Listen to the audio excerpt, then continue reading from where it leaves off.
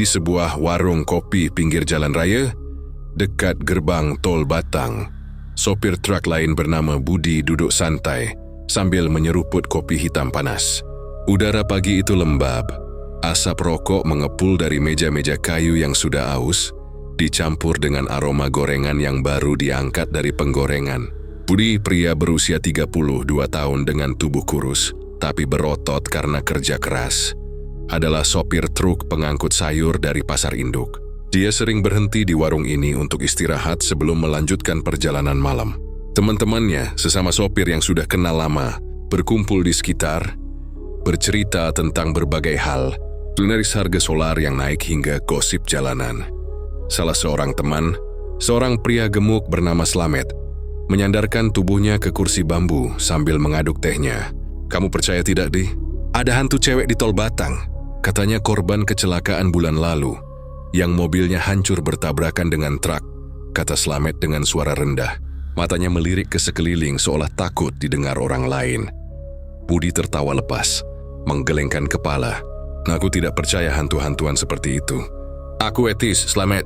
Semua itu cuma khayalan orang capek, atau yang suka cerita mistis untuk nakut-nakutin.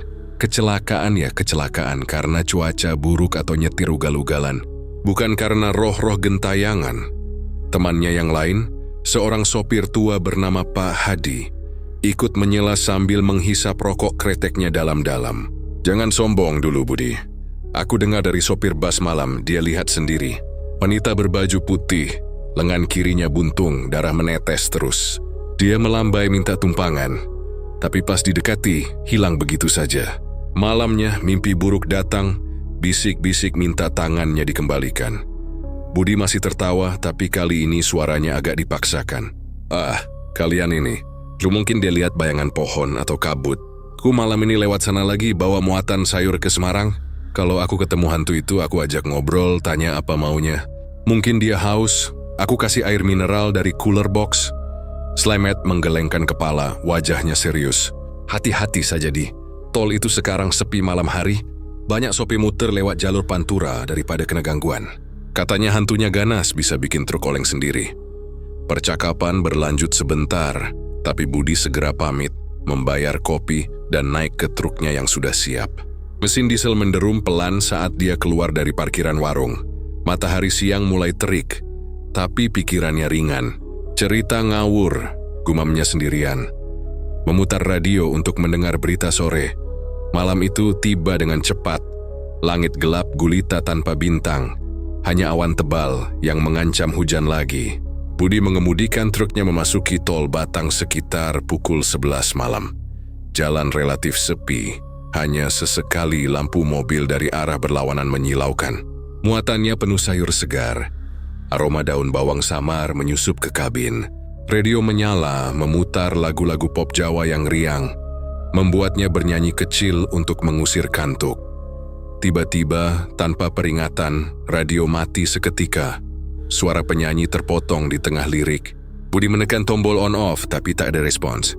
"Rusak lagi ini," keluhnya, tapi sebelum dia bisa memeriksa lebih lanjut, angin dingin menyusup ke kabin melalui celah jendela yang sedikit terbuka. Dinginnya menusuk, seperti hembusan dari kulkas raksasa, membuat bulu kuduknya berdiri. Udara di dalam truk tiba-tiba terasa berat, seolah ada beban tak terlihat menekan dada. Budi melirik kaca spion tengah, dan matanya membelalak. Di sana, di belakang kursi sopir, ada bayangan wanita samar tapi jelas.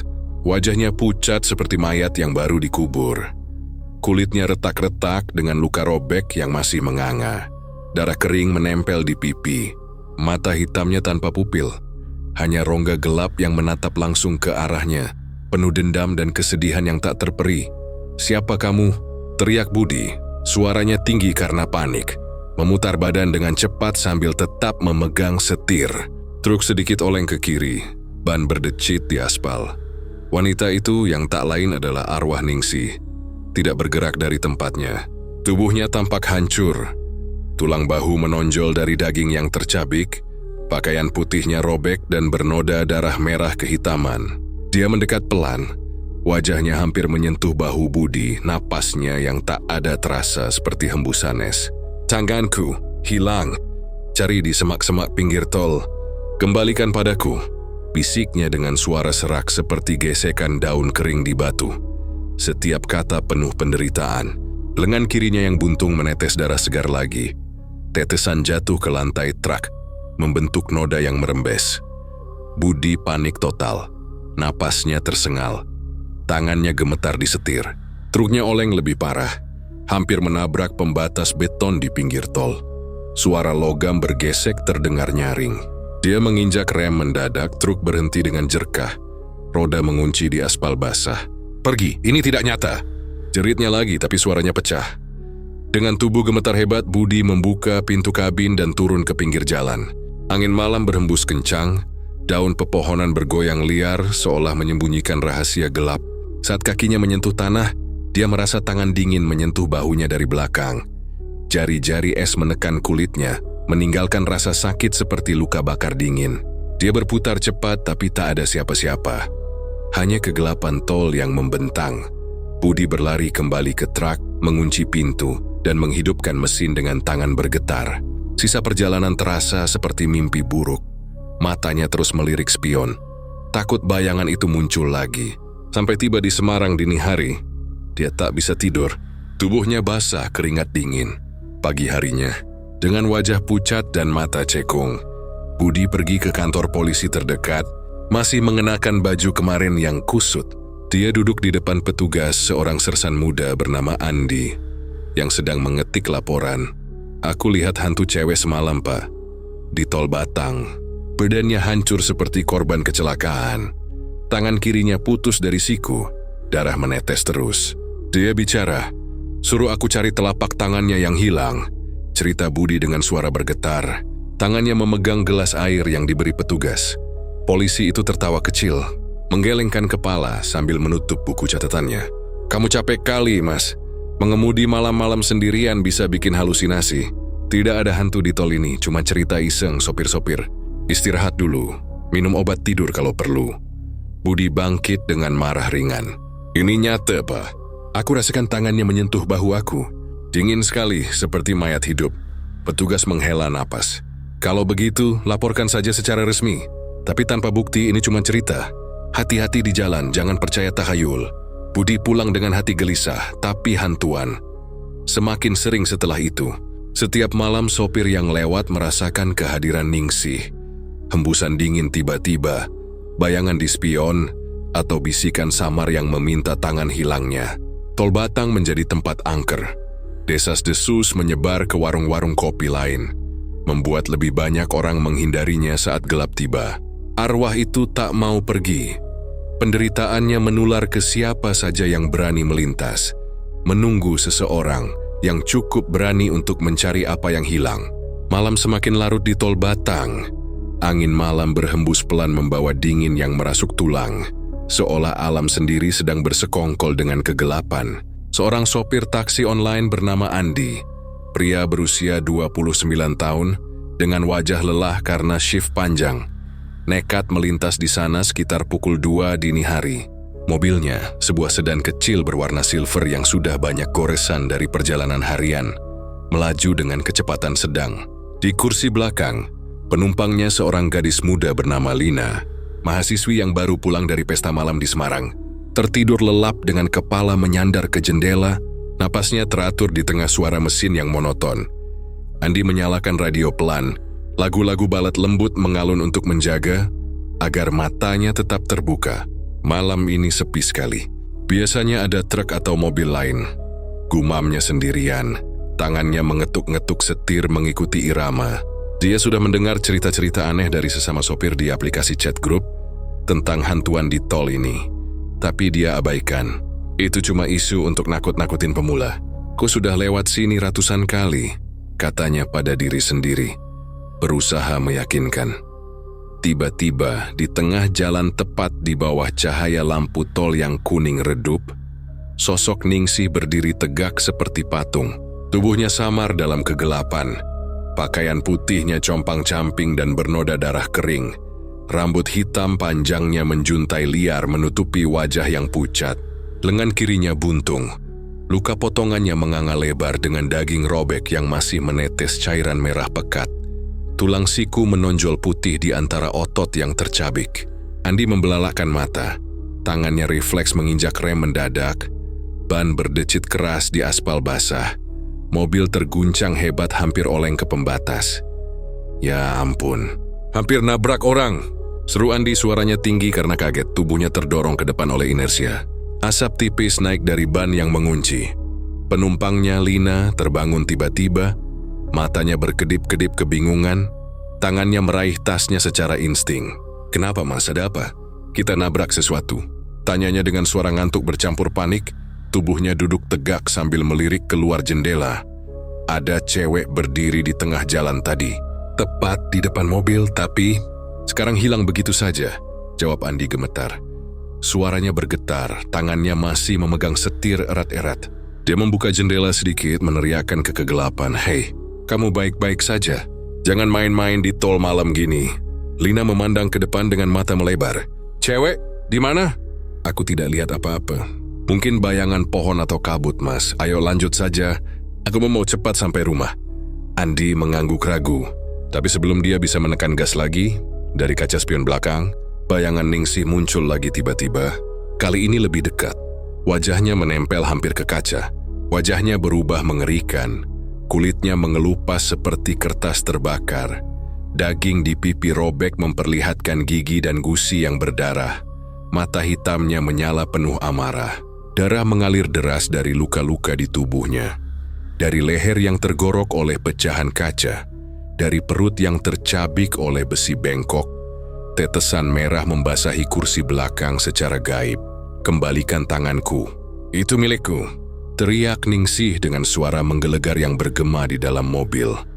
Seperti jeritan dari lubang neraka. Penuh rasa sakit dan dendam yang tak terbendung. Lina berteriak histeris. Suaranya melengking memecah kesunyian malam. Tangannya menutup mulut sambil mundur ke pojok kursi. Apa itu? Hantu? Mas, cepat pergi dari sini. Aku lihat wajahnya. Mengerikan sekali. Andi langsung menginjak gaspol, tapi mesin tiba-tiba mati seketika. Lampu dashboard padam, mobil gelap gulita. Mesinnya? Kenapa mati? Jerit Andi panik memutar kunci kontak berulang kali. Tapi tak ada respons, hanya suara klik kosong. Ningsih mendekat lebih lanjut. Tubuhnya menembus kaca belakang seperti asap. Lengan kanannya yang utuh meraih leher Andi dari belakang. Jari-jarinya dingin seperti es menusuk kulit, meninggalkan bekas cakar merah yang perih. Darah dari luka-lukanya menetes ke bahu Andi. Cari, di semak pinggir tol. Taus kamu ikut mati seperti aku? Ancam Ningsih. Suaranya serak penuh kemarahan.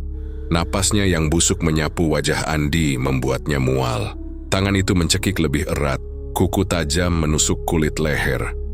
Darah mulai mengalir tipis dari luka gores. Andi merasa napasnya sesak. Pembuluh darah di leher berdenyut sakit. Ya Tuhan, tolong. Lepaskan aku. Jerit Andi dalam hati. Berdoa cepat-cepat sambil memejamkan mata. Tangannya memegang salib kecil di gantungan kunci. Lina terus berteriak, tubuhnya gemetar hebat. Air matanya mengalir deras. Tiba-tiba, mesin hidup lagi dengan sendirinya, suara deru menggelegar, lampu menyala terang. Andi langsung menginjak gas dalam-dalam, mobil melesat maju, meninggalkan sosok itu yang perlahan menghilang di kegelapan belakang. Mereka lolos dari tol itu dengan napas tersengal. Andi berhenti di rest area pertama, tubuhnya basah keringat, lehernya berdarah dari goresan yang nyata. Lina turun dengan cepat menelepon temannya untuk jemput. Aku tidak mau naik lagi. Tuhan tuh betulan, katanya pada Andi sebelum pergi. Andi sendiri trauma seumur hidup. Tak pernah lagi berani lewat tol Batang malam hari. Mimpi buruk tentang tangan dingin itu menghantuinya setiap tidur. Keesokan harinya, berita menyebar luas di media lokal dan grup sopir online. Hantu tol Batang semakin ganas. Sudah puluhan sopir dihantui. Begitu judul di koran pagi lengkap dengan cerita saksi mata. Wartawan mewawancarai Andi di rumahnya. Wajahnya masih pucat. Aku rasakan tangannya mencekik leher aku, Pak. Dingin sekali. Dan luka ini bukti nyata, katanya sambil menunjukkan bekas cakar merah di leher yang sudah dibalut perban. Wartawan, seorang pria muda bernama Riko, mencatat dengan cepat. Apa pesan yang dia katakan? Ini bisa jadi petunjuk untuk polisi. Dia suruh cari tangannya di semak pinggir tol. Katanya hilang saat kecelakaan. Ku tidak berani kembali ke sana, jawab Andi. Suaranya bergetar mengingat malam itu. Berita itu membuat warga heboh. Polisi menambah patroli, tapi tak menemukan apa-apa. Mbah Suro, paranormal tua yang sudah terlibat sebelumnya, kembali ke lokasi dengan tim pencari kecil. Terdiri dari 3 orang pemuda desa yang berani. Mereka tiba siang hari, membawa cangkul dan senter, menyisir semak-semak lebat di pinggir tol yang penuh duri dan rumput tinggi. Udara panas menyengat keringat membasahi baju mereka saat menggali dan menyibak tanaman. Cari baik-baik, nak mungkin kecil sudah membusuk, kata Mbah Suro pada timnya. Tangannya memegang tongkat kayu sambil berdoa pelan. Salah seorang pemuda bernama Tony menyibak semak dengan cangkul. Duri menusuk tangannya hingga berdarah. Aku tidak lihat apa-apa di sini. Mbah, hanya sampah plastik dan botol bekas, keluh Tony, menyeka darah di tangannya dengan kain. Pemuda lain, Dedi, menggali lebih dalam. Mungkin sudah terkubur lumpur, tapi kalau tangan manusia, pasti ada bau busuknya. Mereka mencari berjam-jam, tapi tak menemukan apa-apa selain tulang hewan kecil dan daun busuk. Mbah Suro duduk lelah di pinggir, menggelengkan kepala. Arwahnya kuat sekali. Mungkin tangannya dibawa hewan liar seperti anjing hutan atau burung pemakan bangkai. Kita harus cari cara lain, mungkin lewat mimpi atau ritual. Tim pulang dengan tangan kosong, tapi hantuan tak berhenti. Malam demi malam, tol itu semakin angker. Sopir-sopir berbagi cerita di warung, menambah legenda Ningsih yang tak tenang, mencari bagian tubuhnya yang hilang di antara kegelapan dan rahasia yang terkubur. Malam semakin kelam di desa kecil dekat Pekalongan, tempat Mbah Suro, seorang paranormal tua yang disegani, tinggal dalam rumah sederhana berdinding anyaman bambu. Usianya sudah lebih dari 70 tahun. Rambutnya putih sepenuhnya, namun matanya masih tajam, penuh kebijaksanaan dari pengalaman bertahun-tahun menangani hal-hal gaib. Cerita tentang hantuan di Tol Batang telah sampai ke telinganya, dan desas-desus di warung-warung kopi makin kencang, membuatnya merasa terpanggil untuk menyelesaikan keresahan itu. Di desanya orang-orang berbisik tentang arwah yang tak tenang, tentang darah yang terus menetes di aspal, dan tentang sopir-sopir yang kini memilih memutar jauh demi menghindari tol itu saat malam tiba. Mbah Suro duduk bersila di tikar pandan di ruang tengah rumahnya. Lilin kecil menyala di depannya. Asap tipis mengepul dari mangkuk tembaga berisi kemenyan. Dia memejamkan mata, tangannya memegang tasbih kayu yang sudah mengilap karena usia. Mulutnya bergerak pelan mengucap doa-doa dalam bahasa Jawa kuno. Malam itu dia berniat memanggil arwah untuk mencari jawaban. Karena pencarian di semak-semak tol sebelumnya tak membuahkan hasil, udara di ruangan terasa berat.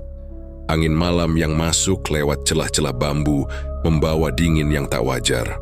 Seolah alam tahu ritual akan segera dimulai. Dalam mimpinya yang dalam, setelah berjam-jam bermeditasi, arwah Erwin muncul.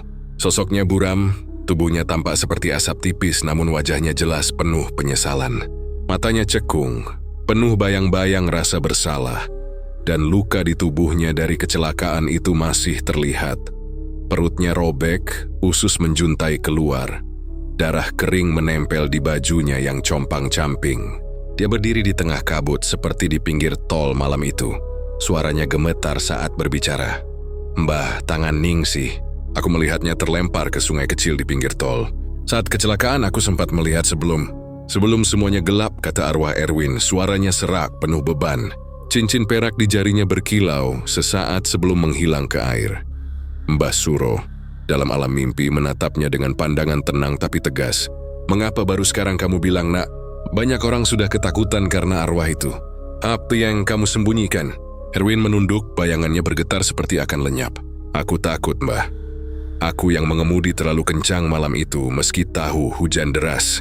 Kupikir aku bisa kendalikan truk, tapi aku salah. Aku penyebab kematian kami bertiga. Ningsih, dia saudara jauhku. Kami bertemu malam itu bukan kebetulan. Ada urusan bisnis yang tidak seharusnya kami lakukan.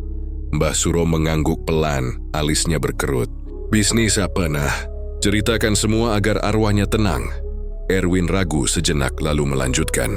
Kami mengangkut barang selundupan di truk itu, Mbah. Barang elektronik curian dijual ke pasar gelap di Semarang. Ningsih tahu dia ikut karena terpaksa, terjerat utang pacarnya. aku dan Riskon janji bagi hasil, tapi kecelakaan itu menghancurkan semuanya. Kau tak ingin orang tahu, tapi sekarang aku menyesal.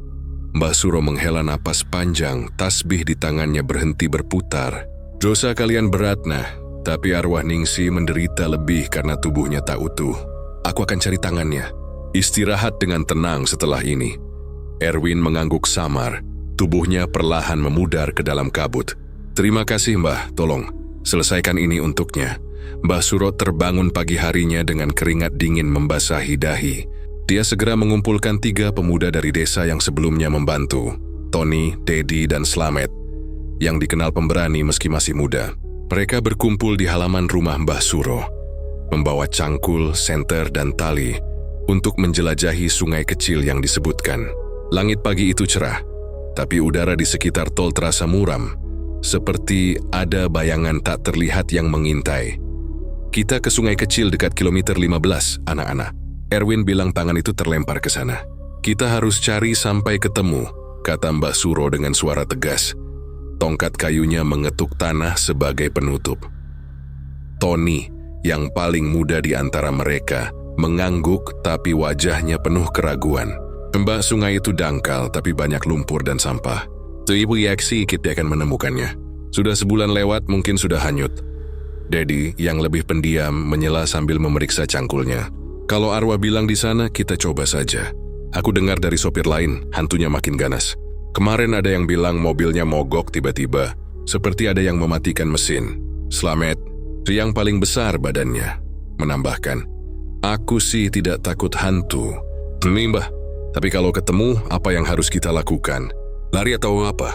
Mbah Suro tersenyum tipis, matanya penuh pengertian. Kalau dia muncul, hormati. Jangan lari, jangan takut. Dia cuma ingin tubuhnya utuh lagi. Kita bantu, dia akan pergi dengan damai. Mereka tiba di sungai kecil itu sekitar tengah hari. Matahari terik membakar punggung mereka. Sungai itu lebih mirip parit. Airnya keruh penuh lumut dan sampah plastik yang tersangkut di akar-akar pohon. Bau busuk dari lumpur menyengat hidung, membuat Tony memegang hidungnya. Mereka mulai menyisir tepian. Cangkul menggali lumpur. Tangan menyibak rumput liar dan ranting yang menumpuk. Setelah berjam-jam keringat membasahi pakaian mereka, kaki terperosok dalam lumpur yang lengket. Dedi, lihat ini. Tiba-tiba Tony berseru. Matanya melebar saat cangkulnya mengenai sesuatu yang lunak di dasar lumpur. Dia menggali lebih hati-hati dan perlahan. Sebuah telapak tangan manusia muncul. Sudah membusuk hingga dagingnya mengelupas. Tulang jari-jari terlihat di antara kulit yang hancur. Cincin perak dengan batu kecil berkilau di jari manis, tanda bahwa itu milik Ningsih. Slamet mundur selangkah, wajahnya pucat. Ya Tuhan, ini beneran tangan manusia. Bau sekali, Mbah. Ini pasti yang dicari. Mbah Suro mendekat, memeriksa dengan tenang. Benar, sini dia. Cincin ini milik Ningsih. Aku ingat keluarganya cerita dia selalu memakai ini. Hadiah dari almarhum ayahnya. Kita bawa ke makamnya sekarang. Mereka membungkus telapak tangan itu dengan kain putih yang sudah disiapkan. Hati-hati agar tidak rusak lebih lanjut. Perjalanan ke pekuburan di Pekalongan terasa panjang meski hanya beberapa kilometer. Sesampainya di makam Ningsih yang ditandai batu nisan sederhana dengan nama dan doa pendek, Mbah Suro memimpin ritual kecil. Dia membakar kemenyan, asapnya mengepul tebal, dan meletakkan telapak tangan itu di dekat makam. Nak, ini tanganmu. Istirahatlah dengan tenang sekarang. Penderitaanmu selesai, kata Mbah Suro dengan suara lembut. Tangannya menaburkan air suci dari kendi kecil ke arah makam. Tiba-tiba, angin bertiup kencang. Daun-daun di sekitar makam bergoyang liar. Sosok Ningsih muncul di depan mereka. Buram tapi jelas. Tubuhnya tak lagi penuh luka, wajahnya tenang untuk pertama kalinya. Lengan kirinya utuh kembali, meski hanya dalam wujud roh. Dia menatap Mbah Suro dengan mata penuh rasa syukur. Terima kasih, Mbah. Aku bisa pergi dengan damai sekarang. Tubuhku utuh, rohku tenang, bisiknya. Suaranya lembut seperti angin sepoi, tak lagi penuh dendam. Tony, Dedi, dan Slamet berdiri membeku. Tak berani bergerak, napas mereka tertahan. Mbah Suro hanya mengangguk, tangannya masih memegang tasbih. Pergilah, nak. Semoga kamu menemukan cahaya. Sebelum menghilang sepenuhnya, Ningsih berbalik. Matanya menatap ke arah tol yang jauh di kejauhan. Hati-hati di tol ini. Kematian selalu mengintai di sana. Bisiknya, suaranya penuh peringatan. Lalu tubuhnya memudar seperti asap yang tersapu angin. Pemuda-pemuda itu saling pandang. Tubuh mereka gemetar meski lega. "Mbah, ini beneran selesai kan? Dia tidak akan muncul lagi?" Tanya Dedi, suaranya masih bergetar. Mbah Suro menghela napas menatap makam yang kini terasa lebih damai. "Semoga anak, tapi tol itu menyimpan banyak rahasia. Kita hanya bisa berdoa agar tidak ada lagi nyawa yang hilang." Mereka pulang dengan hati lega, namun penuh tanya. Cerita tentang ritual itu menyebar cepat di desa, menambah legenda Tol Batang, yang kini terasa lebih kelam dari sebelumnya. Kita flashback ke 1 bulan sebelum kejadian itu. Malam itu, hujan deras mengguyur jalan Tol Batang Semarang tanpa ampun, seolah langit marah dan mencurahkan segala amarahnya ke bumi. Angin kencang menyapu pepohonan di pinggir jalan. Daun-daun bergoyang liar seperti tangan-tangan yang memohon belas kasihan. Kabut tipis menyelimuti aspal basah, membuat pandangan samar-samar. Seakan dunia ini tenggelam dalam kegelapan yang lembab dan dingin. Erwin, seorang sopir truk berusia 35 tahun, mengemudikan kendaraannya dengan kecepatan tinggi, meski matanya sudah lelah setelah perjalanan panjang dari Jakarta. Tubuhnya tegap tapi bahunya merosot karena kelelahan yang menumpuk. Di sampingnya duduk Rizkon, teman seperjalanannya yang juga sopir cadangan. Pria berbadan gempal dengan kumis tebal yang selalu tampak acuh. Mereka membawa muatan barang elektronik, kotak-kotak berisi televisi, dan peralatan rumah tangga yang harus tiba di Semarang sebelum subuh. Atau kontrak mereka bisa hangus, Erwin. Pelan-pelan saja. "Hujannya deras sekali ini," kata Rizkon sambil menyalakan rokoknya yang sudah kusut. Asapnya mengepul di kabin truk yang pengap, bercampur dengan aroma oli dan keringat yang menempel di baju mereka. "Tenang saja, Rizkon. Ku sudah biasa lewat sini. Tol ini lurus, tidak ada tikungan tajam yang berbahaya," jawab Erwin sambil memutar radio lebih kencang. Lagu dangdut lawas mengalun pelan.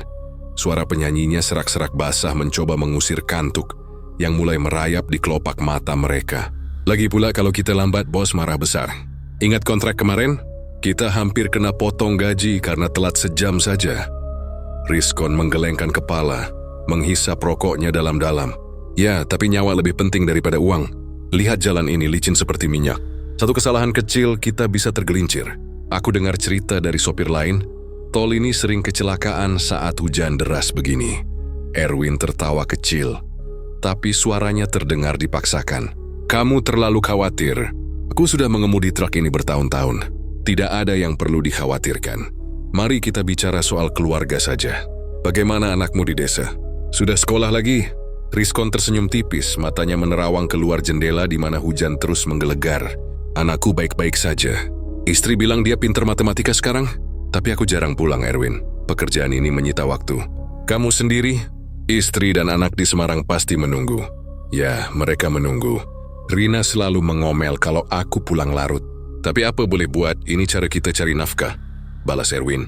Tangannya menggenggam setir lebih erat saat angin mendorong truk sedikit ke samping. Tiba-tiba, dari Siro berlawanan. Sebuah mobil sedan hitam melaju kencang, lampu depannya menyilaukan di tengah kabut. Di dalamnya Ningsih, seorang wanita muda berusia 28 tahun, sedang bertengkar hebat dengan pacarnya melalui telepon. Dia adalah seorang karyawati di sebuah perusahaan garmen di Pekalongan. Pulang malam setelah lembur panjang yang melelahkan. Rambutnya yang panjang terurai kusut, wajahnya basah oleh air mata dan keringat. Ponselnya digenggam erat, suaranya naik turun dalam kemarahan. "Kamu gila ya? Aku capek menunggu kamu terus. Kamu selingkuh lagi kan?" teriak Ningsih ke ponselnya. Air matanya mengalir deras membasahi pipinya. Suara pacarnya di ujung sana terdengar samar, tapi penuh pembelaan. "Jangan bohong. Aku lihat pesanmu dengan perempuan itu. Kamu pikir aku bodoh? Ku sudah muak dengan alasanmu yang itu-itu saja." Dia tidak memperhatikan jalan licin di depan.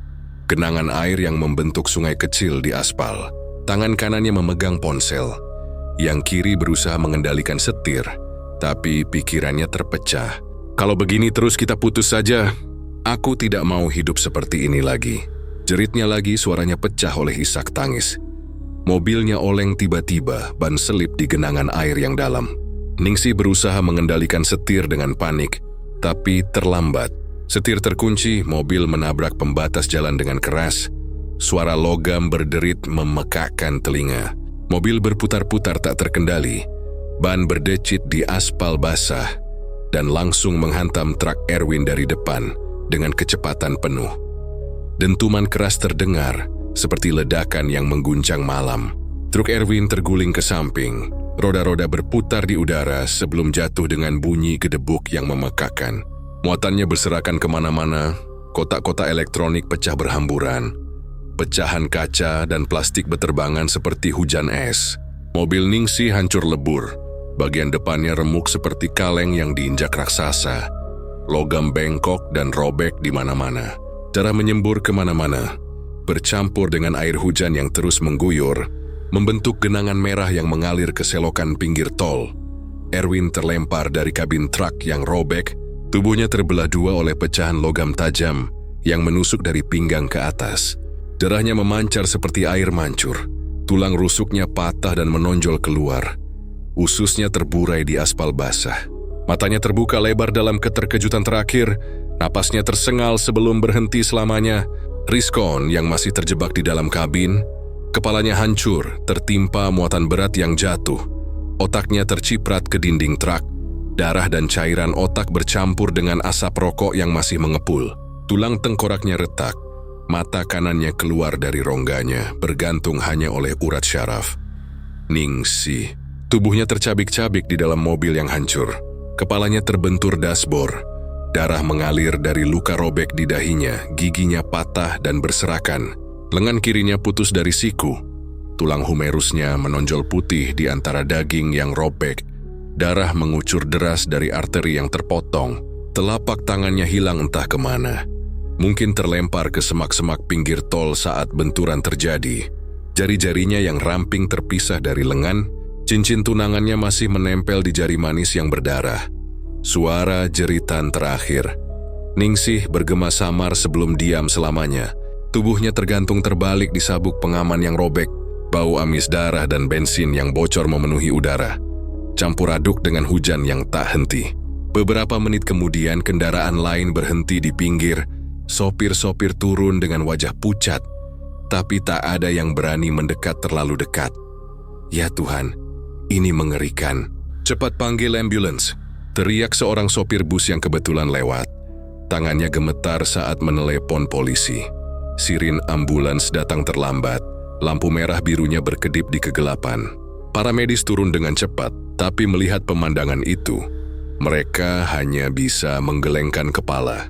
Tidak ada yang selamat, kata salah seorang paramedis, suaranya bergetar. Tubuh mereka hancur total.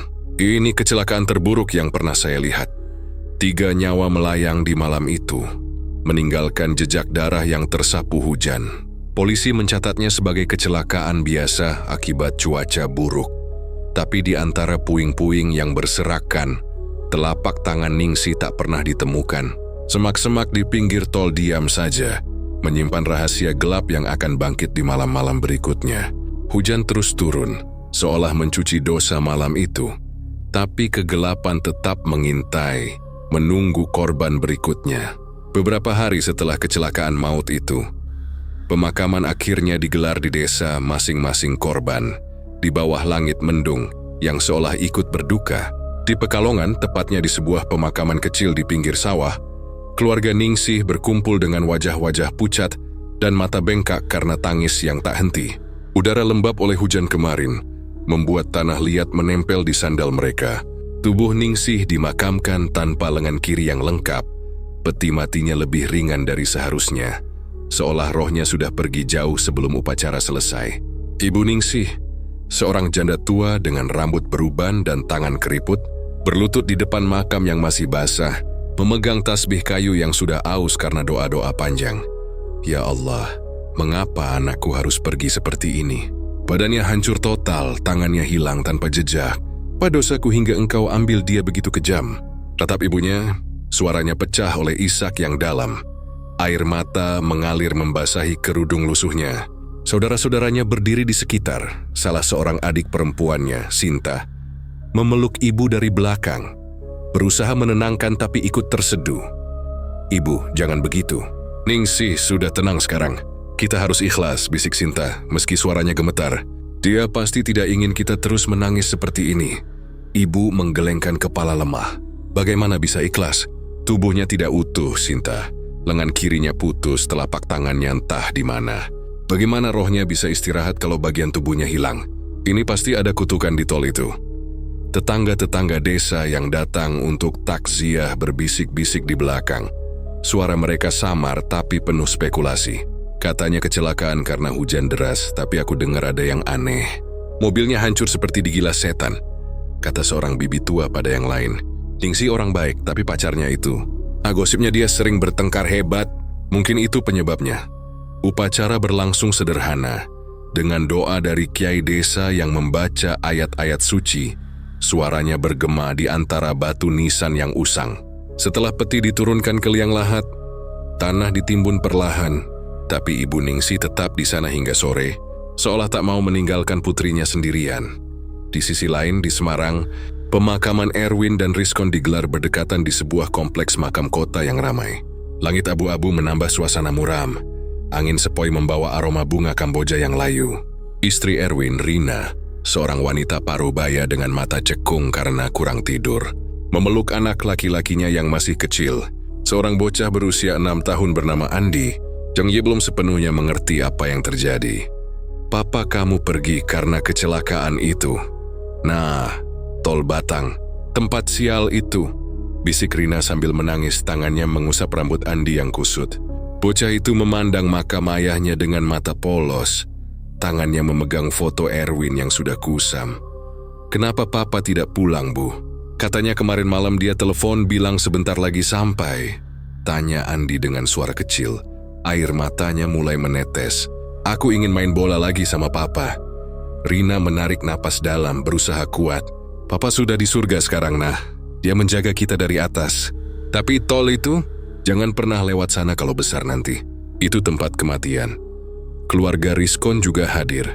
Istrinya yang hamil besar berdiri di samping makam suaminya. Tangannya memegang perut sambil menahan tangis. "Rizkon, kamu janji pulang minggu ini. Anak kita belum lahir, tapi kamu sudah pergi duluan." Ratapnya pelan. Saudara-saudara mereka saling peluk, berbagi cerita tentang kedua pria itu, bagaimana mereka selalu bersama dalam perjalanan jauh, tapi kini terpisah selamanya oleh kematian. Kiai yang memimpin doa membaca surat Yasin dengan suara lantang, tapi angin membawa suara itu pergi, meninggalkan keheningan yang berat. Setelah pemakaman selesai, Rina dan keluarga pulang dengan hati hancur. Rumah mereka terasa kosong tanpa suara tawa Erwin. Malam pertama setelah pemakaman, suasana tol Batang semakin mencekam. Seorang sopir bus malam bernama Joko, pria berusia 40 tahun dengan badan kekar dan bekas luka di lengan dari kecelakaan lama, melintas di sana. Jam menunjukkan pukul 1 dini hari. Jalan sepi total. Hanya cahaya lampu tol yang redup menerangi aspal yang masih basah oleh sisa hujan.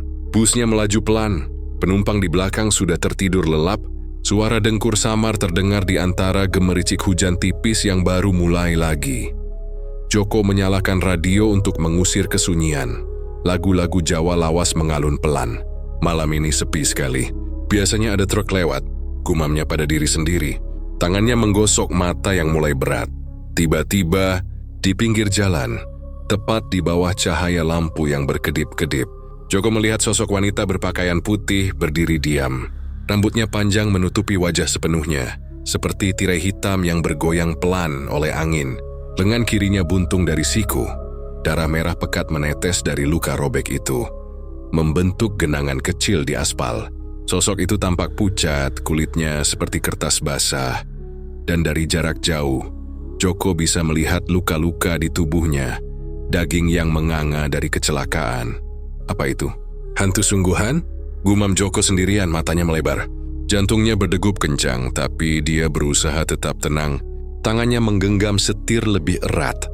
Wanita itu tiba-tiba melambai dengan lengan kanannya.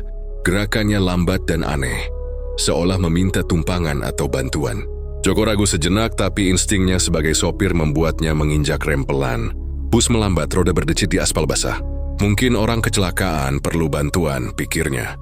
Tapi saat bus berhenti sepenuhnya, sosok itu menghilang begitu saja, seperti asap yang tersapu angin. Joko membuka jendela meneriakkan, "Hei, ada orang di sana tadi? Kamu butuh bantuan?" Tapi hanya angin yang menjawab, dingin menusuk tulang. Dia turun dari bus dengan hati-hati. Senter di tangan menyinari pinggir jalan. Tak ada apa-apa, hanya rumput liar dan genangan air. Mungkin halusinasi karena capek. Aku sudah mengemudi seharian, katanya pada diri sendiri, berusaha meyakinkan. Tapi saat kembali ke bus, dia merasa ada hembusan dingin di belakang lehernya, seperti napas seseorang. Malam itu, setelah tiba di terminal dan pulang ke rumah kecilnya di pinggiran kota, mimpi buruk datang tanpa ampun. Dalam tidurnya, Ningsih muncul jelas. Wajahnya yang dulu cantik kini robek dan berdarah. Mata hitamnya menatap tajam. Dia berdiri di depan Joko. Lengan buntungnya menetes darah yang mengalir ke lantai, membentuk pola aneh seperti peta tol. "Kembalikan tanganku." Telapak tanganku hilang di tol itu, bisik Ningsih dengan suara serak, seperti angin yang melewati celah pintu. Joko berusaha lari dalam mimpi, tapi kakinya terpaku. "Tolong!" cari di semak-semak. "Ku tidak bisa istirahat tanpa itu." Joko terbangun dengan keringat dingin membasahi tubuhnya. Napasnya tersengal. "Itu pasti mimpi biasa," katanya pada istrinya yang terbangun di samping. Tapi wajahnya seperti korban kecelakaan yang aku baca di koran. Istrinya, seorang wanita sederhana bernama Sari, memeluknya. "Jangan lewat tol itu lagi malam-malam, Mas. Aku dengar cerita aneh dari tetangga. Katanya ada roh gentayangan sejak kecelakaan maut itu." Joko mengangguk, tapi dalam hati dia tahu ini baru permulaan. Bayang-bayang Ningsih mulai menyebar. Whisper-whisper di malam-malam tol yang gelap, mencari apa yang hilang dan tak mau pergi sebelum mendapatkannya. Desas-desus mulai beredar di kalangan sopir, membuat malam semakin panjang dan penuh ketakutan. Kita kembali lagi ke cerita sebelumnya. Setelah ritual sederhana di makam Ningsih, di mana telapak tangannya yang membusuk akhirnya dikubur bersama tubuhnya, suasana di Tol Batang berubah drastis. Hantuan yang selama ini menghantui para sopir seolah lenyap begitu saja. Angin malam yang dulu terasa dingin dan penuh ancaman kini hanya hembusan biasa, membawa aroma daun kering dari pepohonan di pinggir jalan. Kabut yang sering menyelimuti aspal basah tak lagi terasa menyeramkan. Dan lampu-lampu tol yang dulu berkedip-kedip seolah menyimpan rahasia kini menyala stabil. Sopir-sopir yang selama berminggu-minggu menghindari jalur ini mulai kembali melintas tanpa rasa takut, meski cerita tentang arwah Ningsih tetap menjadi legenda yang diceritakan di warung-warung kopi dan pos jaga malam. Tol Batang kembali normal, atau setidaknya begitulah yang orang-orang pikirkan. Di desa-desa sekitar, kabar tentang Mbah Suro dan keberhasilannya menenangkan arwah menyebar cepat. Orang-orang datang ke rumahnya, membawa sesaji sebagai tanda terima kasih, atau sekadar ingin mendengar cerita langsung dari mulutnya. "Mbah, benar arwah itu sudah pergi? Aku dengar dia muncul di mimpi sopir-sopir. Menakut-nakuti," tanya seorang pedagang pasar bernama Sari, wanita paruh baya dengan kerudung sederhana. Saat berkunjung ke rumah Mbah Suro, duduk di beranda dengan secawan teh pahit di tangan, mengangguk pelan. "Arwahnya sudah tenang, Sari. Tangannya sudah kembali, tubuhnya utuh. Roh yang resah biasanya mencari apa yang hilang. Sekarang dia sudah menemukannya. Seharusnya tidak ada lagi gangguan." Sari menghela napas lega, tapi matanya masih penuh keraguan. "Tapi, Mbah, tetanggaku bilang dia masih dengar bisikan di tol itu malam kemarin. Suara perempuan katanya, memperingatkan soal kecelakaan. Apa itu bukan Ningsih?" Mbah Suro menatap jauh ke arah sawah yang terbentang di depan rumahnya, matanya menyipit. "Mungkin itu hanya gema dari penderitaannya, Sari. Atau mungkin tol itu memang menyimpan terlalu banyak kematian. Kita hanya bisa berdoa agar tidak ada lagi nyawa yang hilang di sana." Sementara itu, di jalan tol, kehidupan kembali berjalan seperti biasa. Truk-truk besar kembali mengangkut muatan. Mobil-mobil penumpang melaju kencang, dan sopir-sopir tak lagi melirik spion dengan rasa takut. Namun cerita tentang Ningsih tetap hidup, diwariskan dari satu sopir ke sopir lain. menjadi semacam peringatan tak tertulis. Jangan sembrono di tol Batang, terutama saat malam menjelang. Suatu malam beberapa minggu setelah ritual, seorang sopir baru bernama Tony melintas di tol itu. Tony, pria muda berusia 25 tahun dengan semangat petualang, baru saja bergabung dengan perusahaan logistik lokal. Dia mengemudikan truk kecil berisi peralatan pertanian. Wajahnya cerah karena ini adalah perjalanan pertamanya di rute ini. Radio menyala pelan, memutar lagu-lagu pop modern yang membuatnya bersenandung. Langit malam cerah, bintang-bintang bertaburan di atas, dan jalan tol terasa damai, hampir terlalu damai. Tony menyesap kopi dari termos, matanya tetap fokus ke jalan. Rute ini enak, lurus dan sepi. Pantas bos bilang ini jalur cepat ke Semarang. Gumamnya sendirian. Tangannya mengetuk setir mengikuti irama lagu. Tiba-tiba, radio mulai mengeluarkan suara statis. Lagu terputus-putus dan akhirnya mati. Tony mengerutkan kening, menekan tombol on-off tapi tak direspons. Lagi-lagi radio rusak. Harus ganti ini, keluhnya. Tapi sebelum dia bisa berpikir lebih jauh, udara di dalam kabin truk tiba-tiba terasa dingin, seperti seseorang membuka pintu freezer di belakangnya. Bulu kuduknya berdiri, dan dia merasa ada yang salah meski tak bisa menjelaskan apa. Lalu, dari sudut matanya, dia melihat bayangan samar di pinggir jalan, tepat di bawah lampu tol yang cahayanya redup. Sosok itu berdiri diam, perempuan dengan pakaian putih yang compang-camping. Rambut panjangnya menutupi wajah. Lengan kirinya utuh, tak lagi buntung tapi ada aura aneh yang memancar darinya, seperti kabut yang hidup. Tony menggosok mata, mengira itu halusinasi karena lelah. Tapi bayangan itu tetap ada, bahkan melangkah perlahan ke tengah jalan. Apa itu? Orang minta tumpangan tengah malam begini? Gumam Tony memperlambat truk. Dia membuka jendela sedikit meneriakkan, "Hei mbak, jangan berdiri di tengah jalan, bahaya. Mau kemana?" "Aku antar." Sosok itu tidak menjawab. Sebaliknya, suara bisikan samar terdengar. Bukan dari luar, tapi seperti berasal dari dalam kepala Tony sendiri. "Jangan cepat-cepatan. Tahu kamu akan seperti aku." Suaranya lembut namun penuh peringatan, seperti angin yang membawa pesan dari dunia lain. Tony tersenyum gugup, berusaha menenangkan diri. "Mungkin cuma angin atau imajinasiku," katanya. Tapi tangannya gemetar saat menutup jendela. Dia menekan gas lagi, truk melaju lebih kencang. Lampu depannya menyapu jalan yang kosong. Namun saat melirik spion, dia melihat sesuatu yang membuat darahnya membeku. Sosok itu kini duduk di kursi penumpang di sampingnya. Wajahnya masih tertutup rambut, tapi matanya hitam pekat tanpa pupil menatap langsung ke arahnya. "Ya Tuhan, siapa kamu?" teriak Tony. Truknya oleng ke kiri, ban berdecit keras di aspal. Dia menginjak rem. Truk berhenti mendadak di pinggir tol, debu beterbangan. Sosok itu tetap duduk, tidak bergerak, tapi suaranya kembali terdengar. Kali ini lebih jelas, seperti berbisik tepat di telinganya. "Aku Ningsih, aku sudah tenang, tapi tol ini terlalu banyak darah di sini. Hati-hati, jangan ulangi kesalahanku," katanya, suaranya penuh kesedihan. "Aku hanya memperingatkan agar tidak ada lagi yang mati sia-sia." Tony menutup mata, berdoa dalam hati. Tangannya memegang tasbih kecil yang selalu dibawanya di saku. Saat dia membuka mata lagi, sosok itu sudah hilang. Kabin truk kembali hangat. Radio menyala lagi tiba-tiba, memutar lagu yang sama seperti sebelumnya. Dia menghela napas panjang, tubuhnya gemetar tapi lega. "Mungkin cuma imajinasi atau angin," katanya. Meski dalam hati dia tahu itu bukan hal biasa. Pagi harinya, Tony menceritakan pengalamannya di warung kopi dekat terminal Semarang. Sopir-sopir lain mendengarkan dengan wajah serius, salah satunya seorang pria tua bernama Pak Minto. Mengangguk pelan.